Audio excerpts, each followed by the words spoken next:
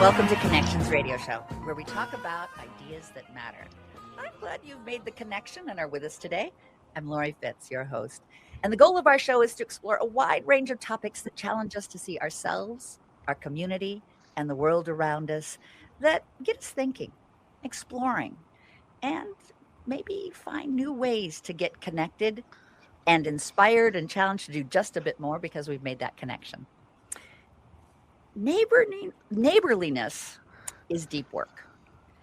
What does community mean to each of us, our living spaces, our happenings in our life? And how do artists provide a reflection and insights that can lead us forward in connecting more deeply with our community and thinking about our world in new ways? AM 950 is a proud sponsor of the vibrant 35th annual Powderhorn Art Fair.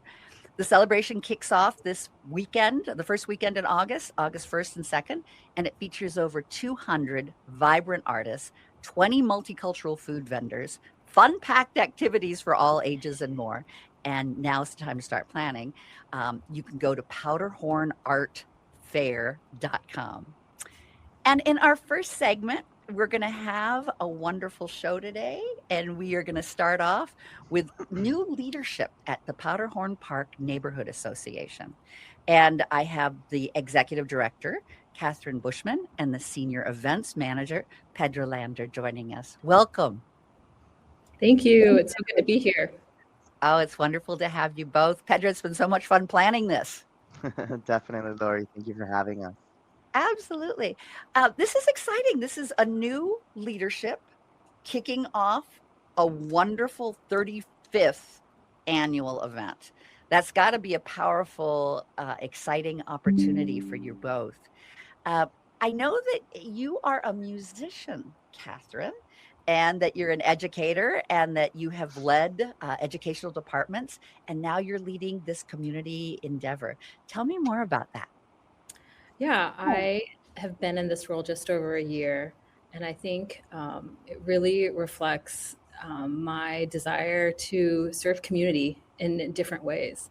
You know, I sort of self-identify musically as a band conductor, and that's been a really interesting path. I've worked with young musicians, I've worked with collegiate musicians, I've worked with adults, and it's really about how we bring that music and that art to community, how we form community in and among ourselves.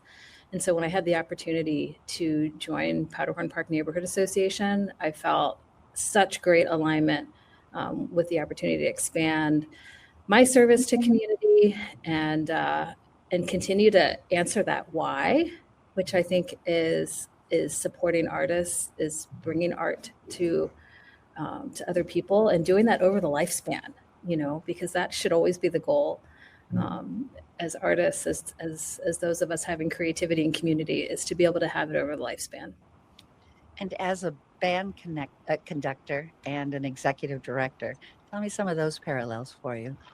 Oh my gosh. Well, teachers and directors of all kinds, we always talk about how we wear many hats, right? And how you're not just, when you're leading a program, you're not just, doing your art. And so I do see so much alignment in the administrative aspects and the ability to solve problems and the ability to listen to community, because you can't do it alone. You can't do anything alone.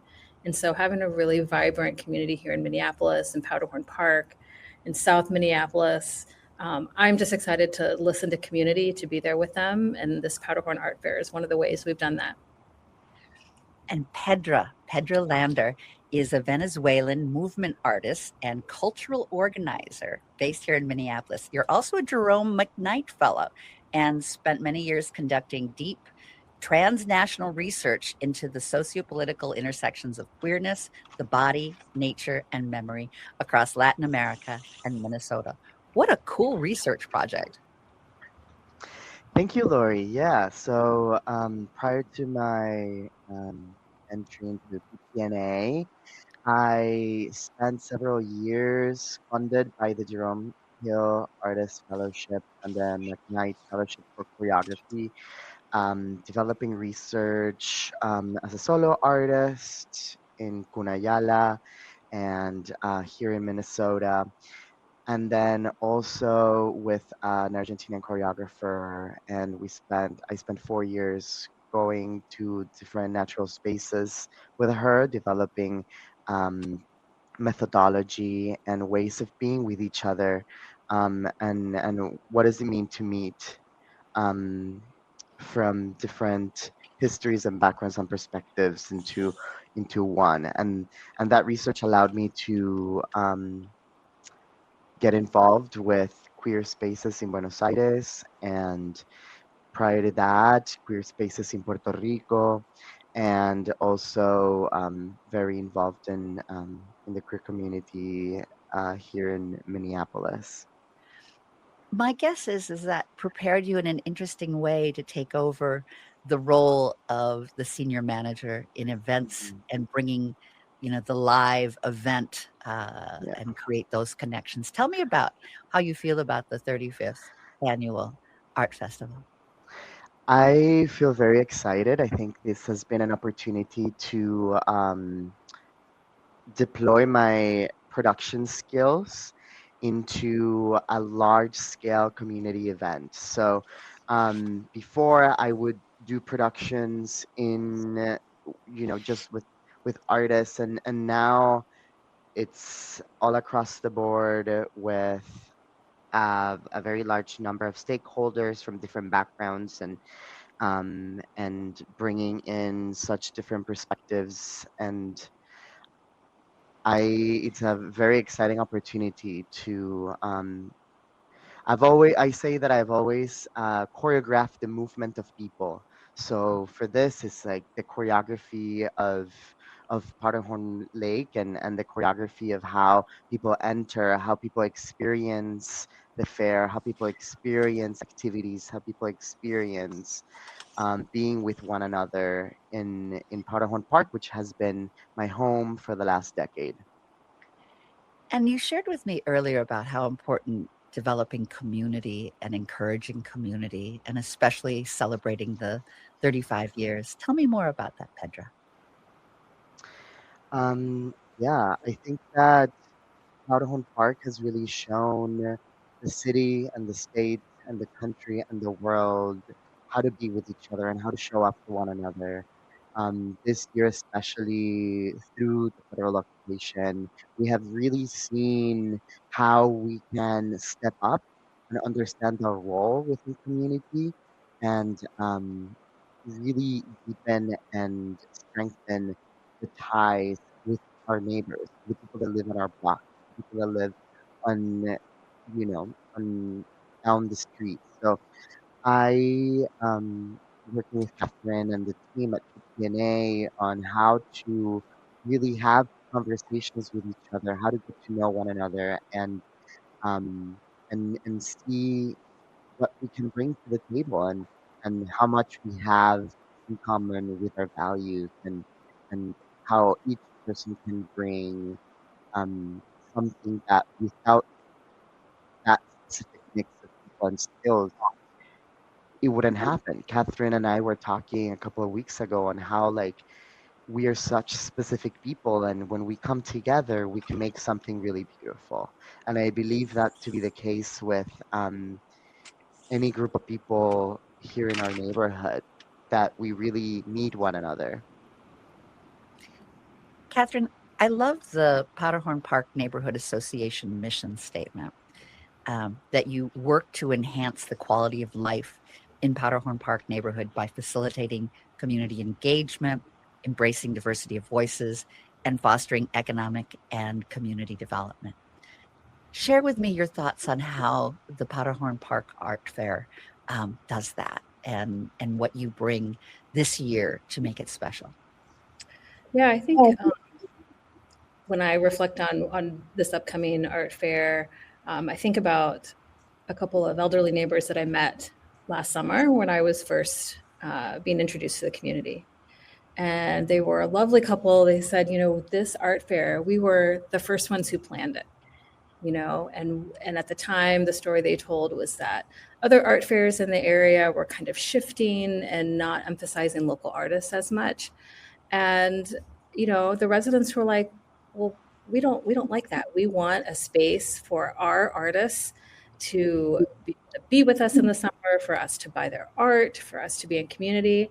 And that initiative that they took to say, we want the event here, we want to host it, we want to focus on local artists, is just really striking to me. These are folks and that's a pattern that we've seen, over time. Every year, whenever a community has seen a need, they're like, what am I going to do to help that? And so, I talked a lot to our current staff about how we're inheriting these templates for events. And I just feel so honored to bring each event to life, to work with community and sort of honor the residents. We have so many longtime residents, that want to see the community thrive, that want to support artists. And I'm sure over the 35 years, it has changed shape, right? The number of artists, the kinds of artists, and who we represent today, which we hope is a really wide and diverse panel of artists and vendors, is really what we think of when we think of beautiful community. It's trying to allow as many voices in, as many kinds of stories to be told. And this idea that art belongs to everyone, something that's really important to me. And I see that in our mission, being able to uplift community, to focus on the artist community, to have a family-friendly event. All of those elements are really important to me.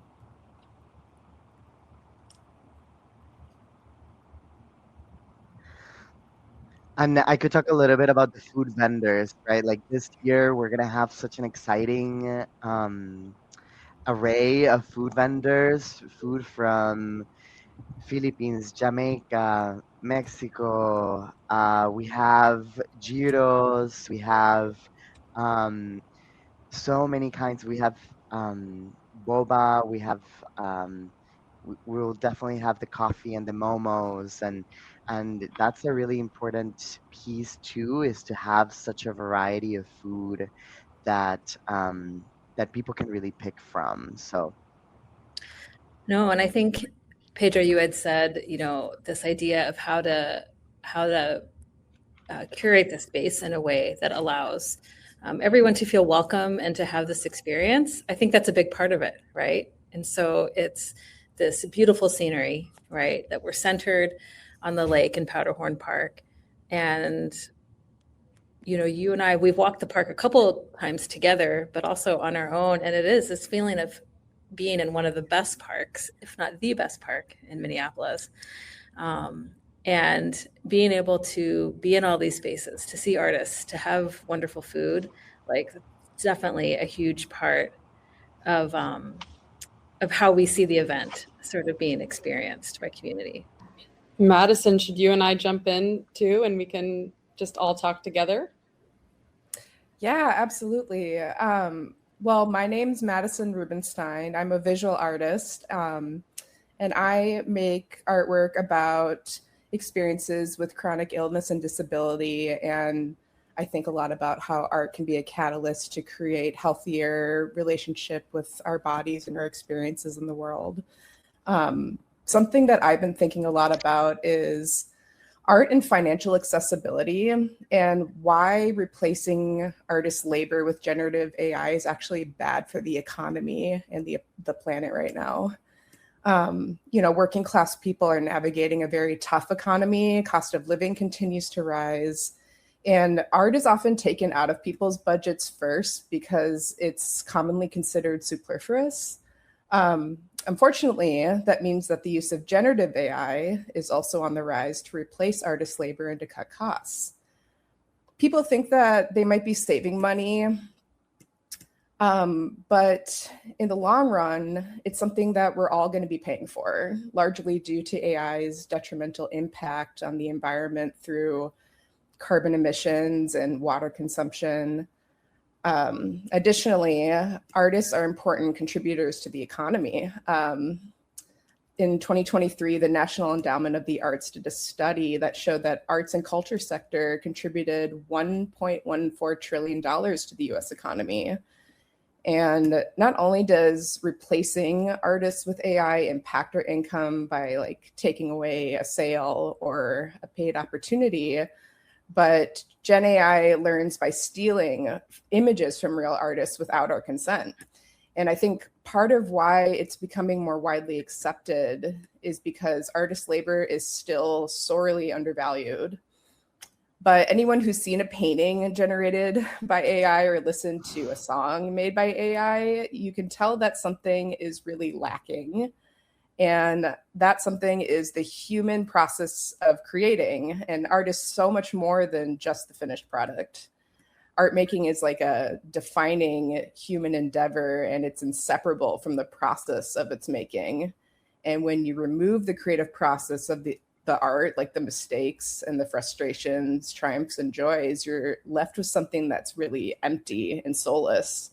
So as a full-time artist and small business owner myself, I care a lot about keeping my artwork financially accessible without devaluing my work.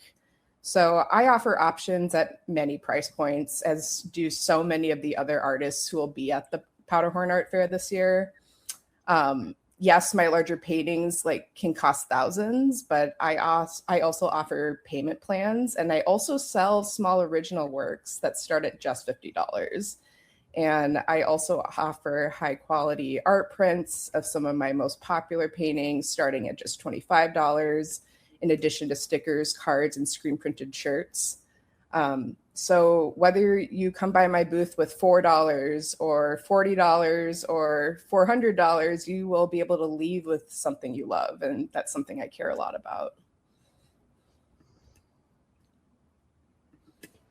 Madison, I'd love to thank you so much for sharing all that. And I just want to build upon what you're saying about the creative process. My name is Nell Pierce. I'm a local collage artist, community muralist, and also facilitator, arts educator. And I'm going to be offering oh my gosh, Pedro and Catherine, can you remind me the name of the Yeah, space? so it's the family zone now. So you'll be Thank you. housed in the family zone at the north end of the park behind the concrete stage. And that has been a space that every year different artists come in and engage community in different ways. And this year, I invited you now to be a part of that. Wonderful. Thank you so much. So yeah, in the family zone, I'm going to be facilitating a collage project and activity. Part of it will be inviting people to make personal individual collages based on the prompt of what community care, safety, and power means to you. And then we're also going to be working on a big collective collage that people can add to. And I'm going to be inviting people into the prompt through the 5 senses. So thinking about, if you choose one of these words like community power, what does that feel like, taste like, sound like, smell like, look like? Just really, how can we imagine what that is on every level, and then use that as an entry point into flipping through magazines and books to see what resonates with what came up for us in the brainstorm. And then again, creating this collective piece. I wanted to share a little bit about why I started collaging, because it feels very relevant to this moment here in our community in Minneapolis. I started collaging in 2013. I was a senior in college, and I was part of a protest on campus against ongoing racism, homophobia, classism, all kinds of different oppressions people were experiencing. And the response to the protest was quite violent. And I was taking an art class at the time, and my professor gave me this incredible gift of saying, let's scrap all assignments and just take the rest of the term to respond to what's happening through your art. And I started collaging because there was something really healing about taking these broken scraps of paper and creating something new, a new vision, and also the symbolism of creating a whole that was made up of pieces that all come from their own origins and have these wild stories in and of themselves, felt so symbolic of the world that I I felt we were fighting to uplift, to break this singular narrative of this is what it means to be a this, or this is what it means to, like, this is everyone's experience at this college. And it just wasn't true. Actually, our reality is made up of thousands of realities and stories. And I feel like collage is a beautiful way to symbolize that.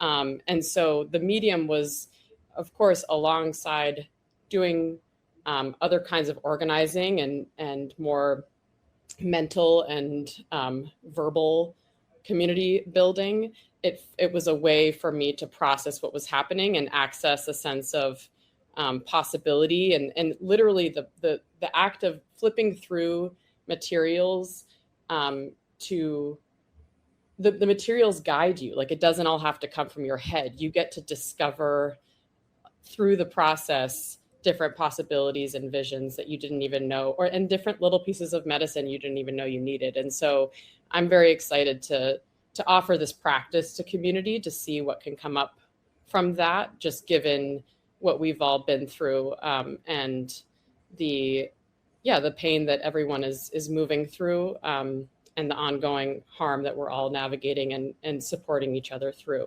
So it feels really special to be able to offer this activity. I love that now. Really, like, as you were telling that story, like I was feeling chills, right? So obviously it's important to you and impactful to you, but that experience also communicates, right? And it's such a beautiful symbolism for community, for art, for collective conscious, collective processing. Yeah, it's really stunning thinking.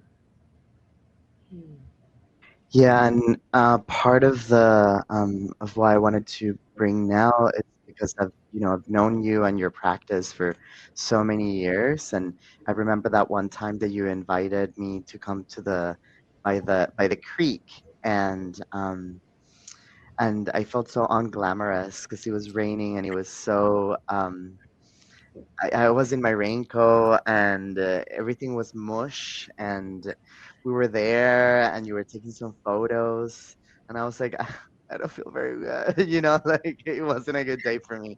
But you still incorporated that like energy of sort of kind of devotion in that quiet space in nature, and I know that you connect with individuals within community, like my former roommate Shira, um and Olivia, and so many other incredible community members, and how you connect one on one, and thread that story and that energy into your pieces, into your larger work, into your murals, and that has been so stunning, and how you continue to share that with community too, and how you have these continuing education courses throughout the year, right? You do what, at least three a year? Yeah, thank you so much, Petra. Yes, no, I do. I teach out of my studio space, which is in the Northrop King building in Northeast. I teach a collage and color theory course for adults, and also a course called Color Memory, which is about both the stories that pigments and dyes carry themselves throughout history and the stories that colors evoke within us. And I really think of art as a platform and a tool more than anything to support storytelling.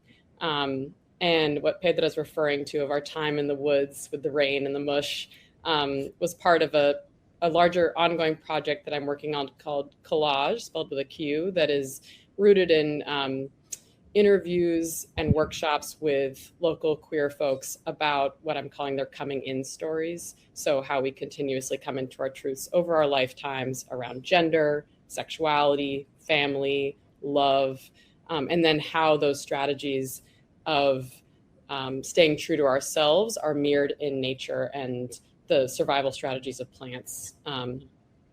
And so I feel like I do like being alone in my studio, but I didn't ever imagine being an artist because I thought it was a lonely path. And then when I moved to Minneapolis, I learned that you could be a community artist. And I feel like I take any excuse to interact as an extrovert to interact with other people through my practice, whether it's teaching or doing workshops, things like that, because I feel like what opens up for people when you have a creative platform is so magical. Like I get chills just thinking about these different moments. It feels like it's an invitation to be vulnerable in a different way, to tap into your different senses in a different way, and to also, with the stories that are evoked, you get to hear similarities across experiences, which I think is the basis for organizing. So like with the community murals that I've been part of, just to name a couple of collectives I've been part of, Studio Thalo is ongoing. We've been together for 10 years. And then I was part of Creatives After Curfew, which recently sunsetted, but was a muralist collective for 5 years, born out of the uprisings in 2020. When we do community art, we are bringing people to the community engagement process to inform the design gets to strengthen the fabric of community in itself. And I really believe that the art process, as Madison's saying, is both supporting of our own personal strength and ability to weather whatever comes at us, but also can be an opportunity to strengthen the community fabric. You've been listening to the Powderhorn Park Art Fair Conversation with the Executive Director, Catherine Bushman, and Senior Event Manager, Pedra Lander, from the Powderhorn Park Neighborhood Association, and artists who are part of the upcoming art fair, Madison Rubenstein and Nell Pierce. The vibrant 35th Annual Powderhorn Art Fair, that celebration kicks off the first weekend in August, featuring over 200 vibrant artists, 20 multicultural food vendors, fun-packed activities for all ages, and more. Plan your trip at powderhornartfair.com.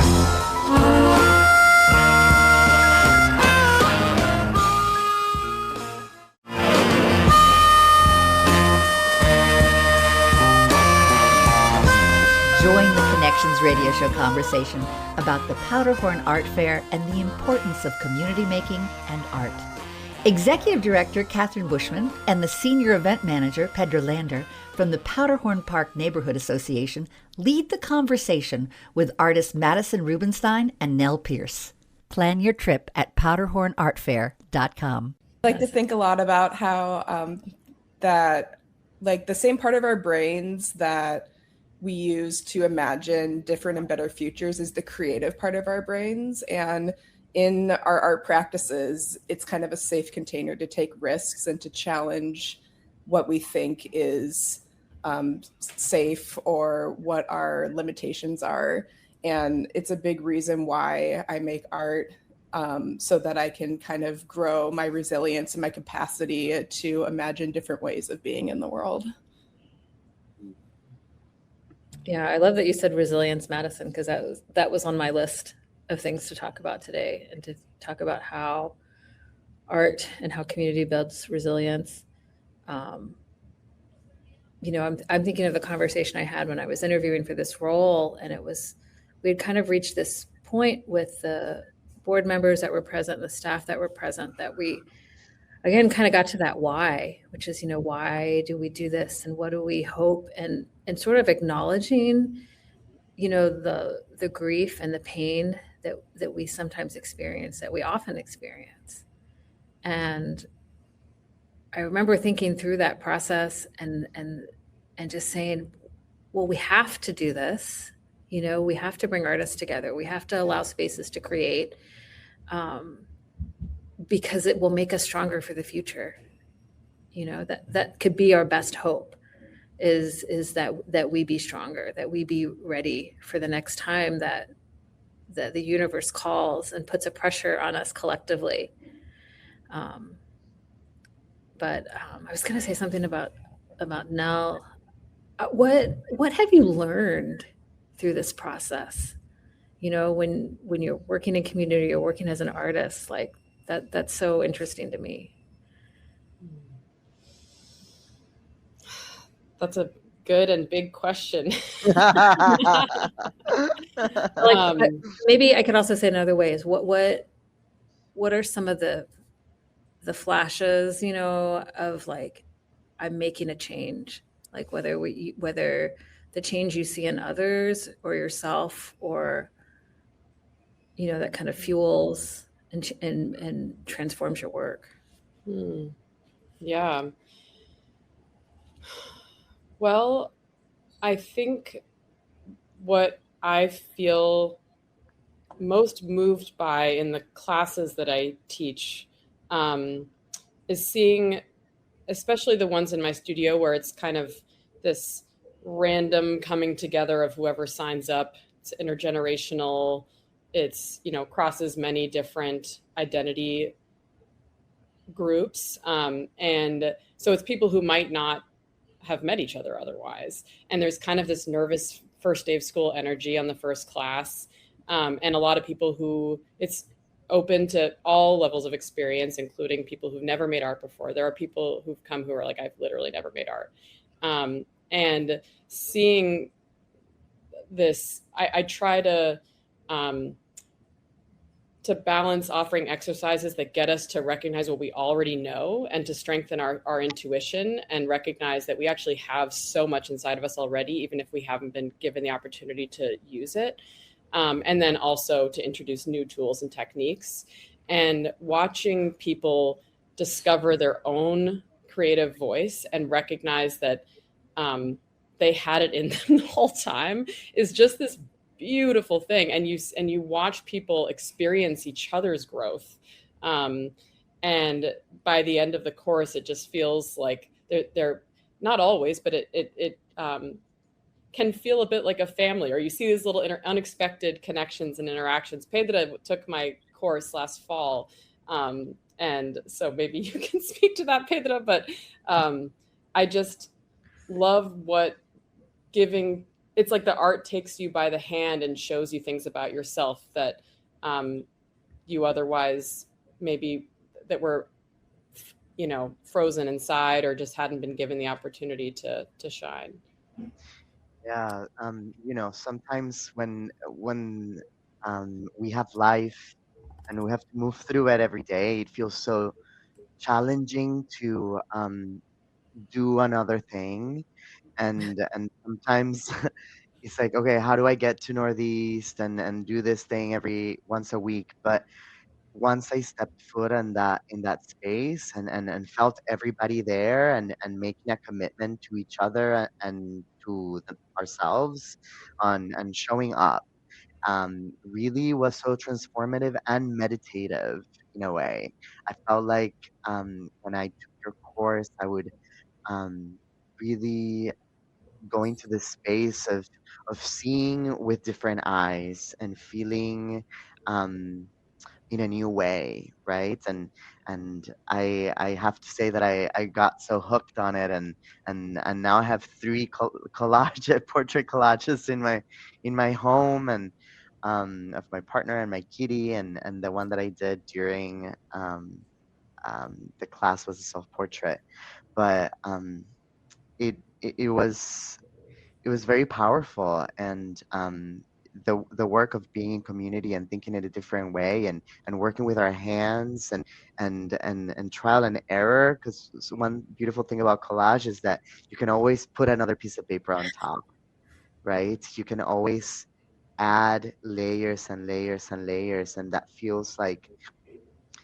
metaphorical to our process of everyday life, right? We can always add a new layer, a new color, and it changes the image completely. Well, and it allows us to feel that agency, right? Like it allows us to tap into our own power, and that can apply out in the world. Like you literally are creating. It sounds so basic, and I'm curious, Madison, to hear how you think about this. But I always think about being an artist just means learning to pay attention, learning to take risks, as you said, and I hope that it translates to the outside world. Like when I'm teaching about color and learning to see color in a new way, I want people to walk outside and be like, oh, I never noticed that red in the tree bark, just to look a little closer, or to pay attention to social patterns you may not have been tuned into. It's so important. Yeah. Right. I think that, like, when we're creating, it kind of forces us to be self-reflective, because we have to draw upon something, right? Whether it is from community or from the outside world, but a lot of it also, I think, comes from how the experience from the outside world gets funneled through our brains, right? I do a lot of like abstract and figurative work, and I've been exploring collage the last few years, and it's totally transformed my practice. I think collage is amazing, and it's allowed me to feel like I could take more risks in my work, because it doesn't feel as fragile as working with paint. I can rip up things and move it around and kind of plan my images differently. But yeah, I think that just generating images, and like in my practice, a lot of the time I might be drawn to an imagery and not sure why, and I just have to follow that curiosity. And the more that I trust, even if it doesn't make sense in the moment, I'm like, why do I keep wanting to make the same thing over and over again, but maybe in a different way? Later, after I've like finished that collection of work or that big piece, I might look back and realize that I was processing something that had happened out in the community, or in my personal life, that it's kind of like I'm taking things from my deep subconscious and giving it space to breathe and grow. And that used to be something that I really would battle with, because sometimes, a lot of the time when you're making art, you don't like it while you're making it. And the more that I just keep putting one foot in front of the other and trusting the process, the more often I end up with something that I'm realizing is kind of reflecting my experience out in the world, even if I don't realize it as I'm making it. And Madison, when I was looking at your work and familiarizing myself with it, I really loved how you can feel the pleasure. And you can also feel the pain, right? And Yeah.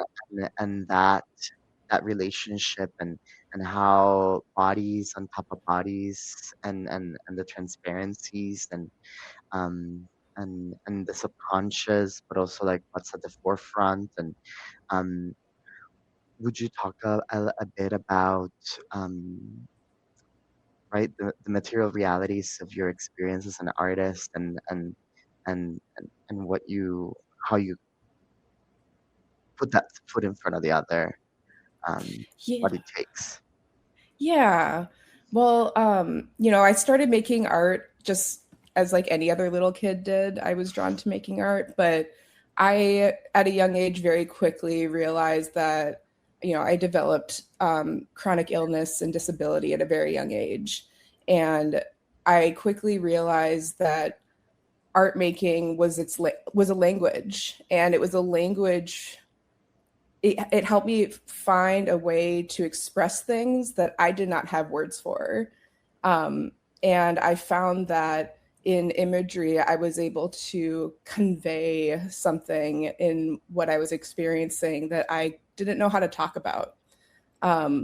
So for a lot of my art making life, through college, my artwork, I feel like was pretty heavy. It was very monochromatic. I was very interested in abject art, which is art about, it's referencing kind of the grotesque experiences of the body. And when the pandemic happened, something changed in my practice, and all of a sudden I was very drawn to color. And I realized that my interest in color was like, I needed like the serotonin vibrancy of hypersaturated color palettes. And I needed to find ways to incorporate joy into my life to survive really, really dark times.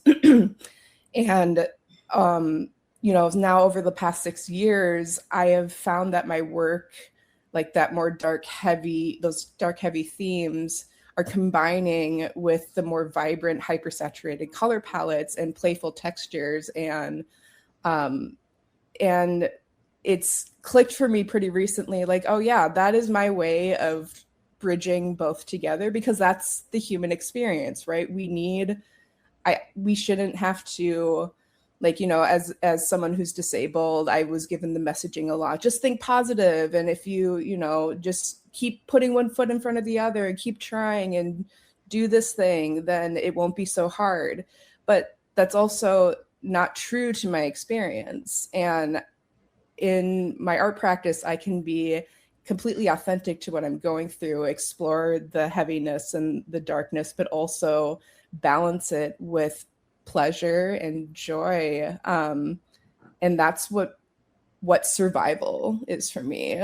Like, operating in the world as someone who's disabled, we live in an ableist society, in a eugenics-based society, and I have to find ways to both express the truth of my experience and radically just expand into what brings me pleasure and joy. And that I think shows up a lot in just my choices of colors and textures and imagery. And it's made me fall in love with my art practice like over and over again. You've been listening to the Powderhorn Park Art Fair Conversation with the Executive Director, Catherine Bushman, and Senior Event Manager, Pedra Lander, from the Powderhorn Park Neighborhood Association, and artists who are part of the upcoming art fair, Madison Rubenstein and Nell Pierce. The vibrant 35th Annual Powderhorn Art Fair, that celebration kicks off the first weekend in August, featuring over 200 vibrant artists, 20 multicultural food vendors, fun-packed activities for all ages, and more. Plan your trip at powderhornartfair.com.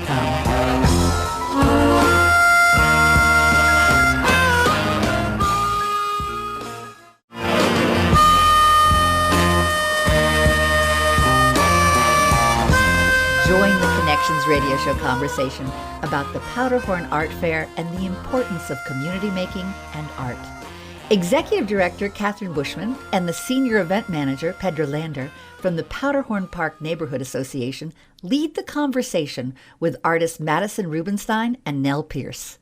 Plan your trip at powderhornartfair.com. Yeah, it's pretty amazing how, the resilience, right, that Catherine was talking about, and what it takes to show up every day and keep sharing ourselves.